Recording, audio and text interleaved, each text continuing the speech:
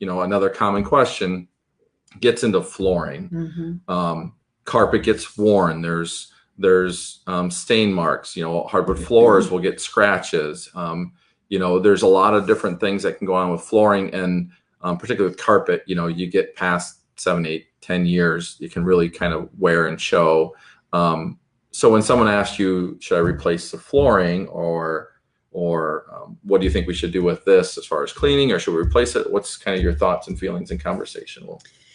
So it's the same type of thing, right? But flooring, I think, is something else that it's a little different than painting, because it can change the value pretty quickly. So if you have carpeting, or your vinyl or your hardwood floors are looking pretty rough, just upgrading that a little bit and making it clean and fresh can, make a big difference. And when you can say, the home has new carpet, or the home has new flooring, or something like that, I think that really entices people to want to take a look at that, because those are items that, are usually really visible, and people think about, oh boy, I have to come in and change the carpet or something like that. So yeah, and for me, it's kind of that same context as the paint, that where is it at? Is it okay?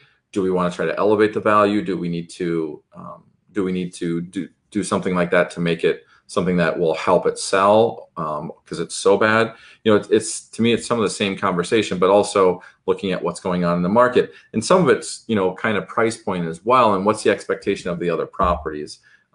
At certain price points, you're not necessarily expecting newer carpet, but if you're at other price points and you're competing, for example, if you get north of 300,000 in this area, you're going to be competing with new construction, especially when you get 350 to 400, and you're competing with a lot of new constructions, and you have, so everything's new in there, and you have older flooring, or it's worn, or it shows very dated because it's a brown or yellow shade carpet. I mean, now you're competing against that, and that's going to be something that gets counted against you. And so you really got to start thinking about, is that something I want to replace? Because what's going to happen is, when the buyer is looking at it, they're going to discount your price based off of how much they think it's going to cost to replace that.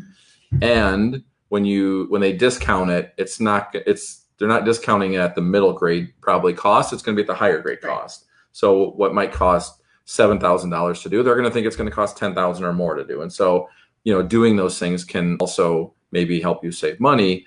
But on the flip side, I always have felt like I have a hard time spending other people's money to help them get top dollar. Like if I say, well, you got to paint this and you got to do a new carpet, and then the bill's $20-some thousand, can they get that back when they sell the home, or does it make it more sellable?